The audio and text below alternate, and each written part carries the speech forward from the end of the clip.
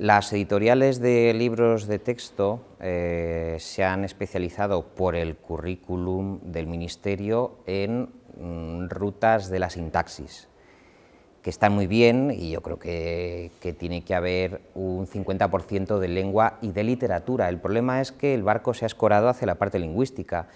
Yo puedo estudiar la estructura de una oración, puedo hacerla sobre una base de lenguaje coloquial o puedo hacerla sobre un poema de Garcilaso de la Vega.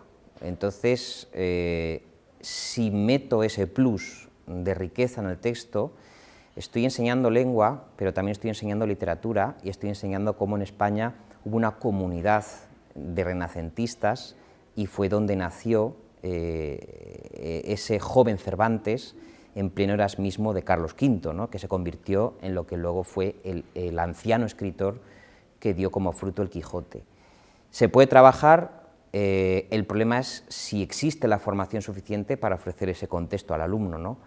Creo que junto a los libros de texto, que no seré yo quien arremeta contra ellos, tiene que existir un suplemento de guías, pero de guías de reseñas de libros. A mí me gustan mucho estas guías de los 1001 libros que deberías leer o las guías de cualquier editorial que hacen de resúmenes de novelas, de sugerencias. No se deberían desechar, y en lo que sí que me sitúo muy en contra es en, bueno, que se hayan quitado las lecturas de literatura, ¿no?, del plan de estudios. Me parece una monstruosidad. O sea, que no se lea el Cid o que no se lea a San Juan de la Cruz en bachillerato, me parece inconcebible. Encima son poemas muchas veces que son breves, lo que pasa es que es verdad que comentarlos implica un esfuerzo muy grande. Está pasando lo mismo con la filosofía, ¿no?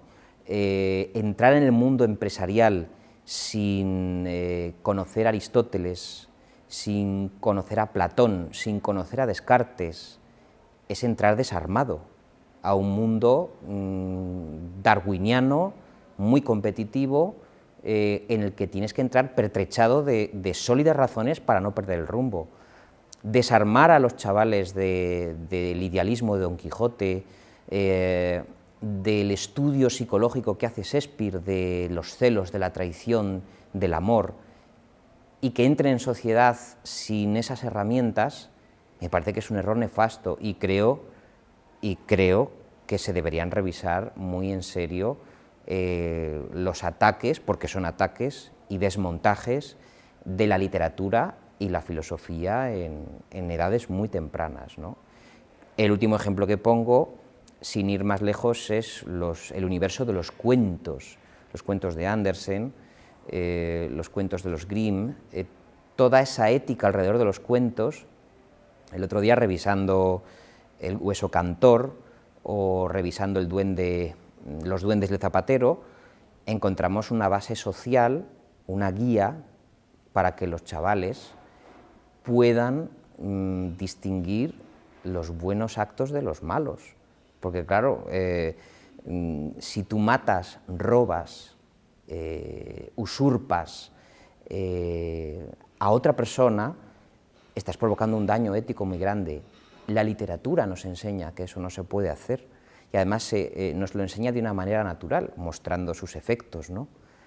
Entonces, creo que hay que volver a esas esencias, ¿no? Creo que se ha desarticulado demasiado ese sistema de la filosofía y la literatura, porque no olvidemos que la filosofía, en origen, el banquete de Platón, es un discurso literario. O sea, la filosofía se transmitía a través de la poesía, a través de la épica, a través de las obras de teatro.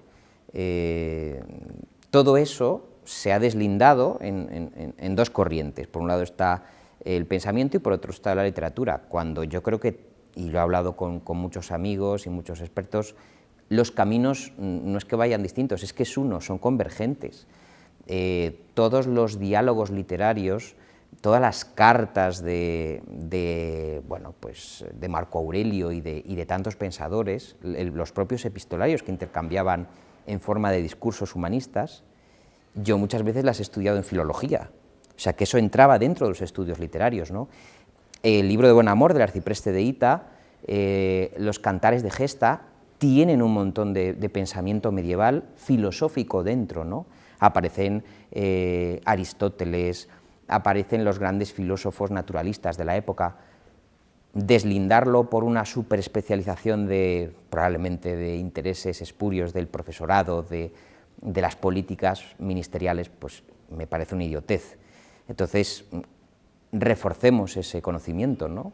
Liquidarlo.